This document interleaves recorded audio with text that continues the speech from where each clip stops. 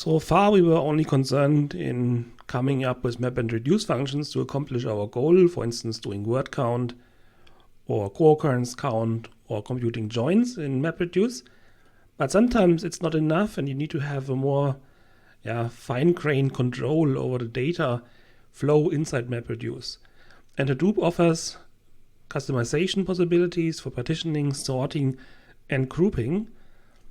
And before we talk about this, let's have a first look how this is done in a standard fashion. So we know already that map is producing output using the emit, and emit has two parameters, the key and the value. And this output then is grouped or partitioned based on the key as a standard mechanism. And the reducer is guaranteed to get the entire partition for a specific key. This partition is sorted by key, and also the output of the reducer is sorted by a key, depending on the choice of the key you're putting in map. So depending on how you're selecting the key, this influences, of course, the partitioning. This was, of course, essential, for instance, for the AV join, the reducer join, or for any other task we have seen, like for instance, word count. So you have to choose the key wisely in order to come up with partitions that work for your task. And also these keys are used for sorting order. So here's an illustration how this works. So we have our input split here as the input to our map task, and the map task is applied on the individual contents of this input split. And as we know, we have here for our input split and the map function call outputs of the form key value. And let's say keys could be 1, 2, 3, 4, 5, and I don't know what, so many numbers, right? But we want to have only 3 partitions in this example.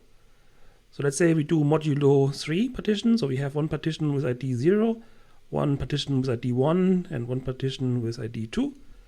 So we would have in the end 3 reducers, so reduce nodes running in our system. And of course we want to send them the individual partition that belong to the reducers. So how this is done efficiently? So here we see the output of map. And in order not to write every emitted key value to disk, here we have a buffer in memory where we already keep the individual partitions inside the buffer in a sorted fashion according to the key. And whenever the buffer is full, we are writing to the files here. These are the so-called spill files. We have spill files for each of the partitions. These spill files are individually sorted based on the key, but not globally. So we have to, in the end, merge these spill files into one big partition per partition ID, 0, 1, 2, to have here, in the end, these individual partitions being sorted based on the key, right? So the key is, for instance, the attribute we want to join on, the attribute value. Again, this is only one map task. There are more map tasks, of course. Let's say thousands of map tasks or hundreds of map tasks. This is one reduce task. How many do we have in this example? Well, we have 3. One responsible for getting partition 0, one responsible for getting partition 1, and one responsible for partition 2. And as you can see here, let's say this is like the reduce task responsible for partition 0. So we are sending this partition part here. And this reduce task is also getting partitions from the other map tasks. So in the end, we have a larger number or a large number of partitions for the for the partition ID 0. Of course, there are different keys inside. And we know that each of these files here is sorted based on the key. So how do we now get our input to the reduce? Well, we have to sort the individual partition parts coming from the map tasks. And we do this like in a mixture of in-memory and on disk data processing or sorting. And if you remember from the database systems course, the external sort, this is something related to this, right? Or this could be applied particular, this the merge phases of external sort could also be applied when you're merging these individual spill files from the map output. So in the end, we have then one file for each partition. So every reducer has one partition file. This is then sorted based on the key, and then the reduce will be called on the contents of this file, and output is produced. This is like the general way how data is coming from map to the output of reduce. And now we want to investigate how we can customize hadoop a bit more, or beyond these map and reduce functions. And here we look at something which is called secondary sort.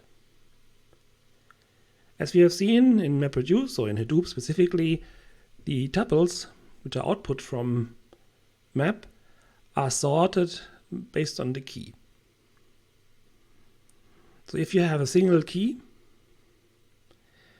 and there are other values, or the tuple has more values than only the key. For instance, you have a relation in terms of like relation from database systems. There's only one key, but then the other parts of this tuple don't have any influence on the sorting order.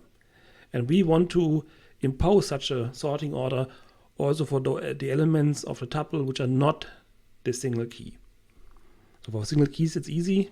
So if you have one table only, so we have one attribute A, and we want to sort based on A, and the rest doesn't matter, it's fine. But if we have here a B as well, and we want to sort based on A and B, then this is not so easy to do in mapreduce. We will see that now. So consider again a little example. We have here weather data with temperature for every day. And we want to compute the following output. We want to have the maximum temperature per year. How can we find out what is the maximum value? Well, we sort, or we can sort in this example, and then we take the maximum value, right? And we want to do this per year.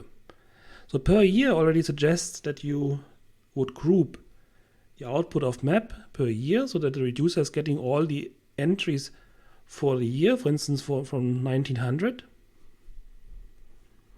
We know how to do this. We're just using year as the key in the emit of the map. However, then the output of the reduce will not be sorted based on the year as well. So that means if the reducer is getting all the elements or all the entries from 1900, it is difficult to get the maximum out. The reducer would have to do a lot of processing and sorting itself, right? And we want to avoid this. Because we have seen that the shuffle sorting illustration or the principle is doing this for us for big data, so the reducer should not have to do that itself. So how can we achieve this? Well, the first idea is to use, because we have seen earlier that everything is based on keys sorting, and we want to have it sorted also based on the temperature, but we want to have it per year. So the idea is to use a so-called composite key, a key consisting of two entries. Here in our case, this would be year and temperature. So unfortunately, this does not work, because if you're looking at this key here and this key here, they will end up at different partitions, right? So then we cannot compute the maximum for year 1900 if these two information are at different reducers. So one solution we could think of next is to write a so-called custom partitioner that considers only the year as the partitioning ingredient. So we take the year and say modulo, let's say 10 if you have 10 reducers, and implementing a comparator for sorting based on the temperature. So you see what we want to do now? We want to tweak that the information comes in a sorted fashion, grouped by the year, but sorted based on the temperature. So here the secondary entry in our key pair. So now the idea, as I said, use a custom partitioner only considering the year, and then sorting based on the temperature. This should work then, right? Let's do that. And then we get something like this. So the partition that is forwarded to the reducer is grouped by year. So we have here everything in one partition. This is good. However, the way it works is, if you remember, we have one partition for one reducer, but there were different keys in. Let's say we had here information about the term hello, remember? And also for the term world, because we have 10, let's say, reducers, but we have 100,000 terms, so we have to group partitions, the terms into partitions. However, the reduce function call would be done only on hello and on world separately, otherwise it would not really work, right? And that's our problem here now, because we have formed the partitions in a meaningful way by year. However, the way the reduce function is consuming the data is based on so-called groups, which are defined by the key, and the key is still year, comma, temperature. So we have here, this is one group and this is one group. So again, we would not be able to compute the maximum because these are different reduce function calls. And here it's important now to reflect again what I made this example for. There's a difference between the partitions that are assigned to the reducers and the input to the reduce function calls, right? That's why we have a problem here now. So the solution is to also write a custom grouping method that considers the year for grouping as well, and then we get these individual groups for the individual reduce function calls, and everything works as we wanted. And because the way the shuffle and sort works, the input to the reducer is sorted already, and this can be really big data, and the reducer does not have to care about sorting in memory, and you don't have to write code for sorting. This is already coming into your reducer in a sorted fashion. So now it's easy to get the maximum temperature, because here it is, right? It's the first entry. So now this finally worked. We have, with a custom sorting, the order that we want. And now, of course, because we have tricked now a bit Hadoop, or the MapReduce implementation, and Hadoop needs to know now which key to use. Key is again, like always here, year and temp. And the reducer is getting these aforementioned groups. And in the groups there are different entries here. So the year 1900, temperature 36, year 1900, temperature 38, and so on. However, this is sorted based on the temperature, right? And what Hadoop is doing then, how to get the key from these different possibilities, you just take the first one that comes in. Hadoop is doing this like that. So basically then Hadoop will take the largest key, also the same year anyway, with the largest temperature. And this is what we want, right? So we get then the key that the reducer is taking is the year together with the maximum temperature. And this is exactly what we want.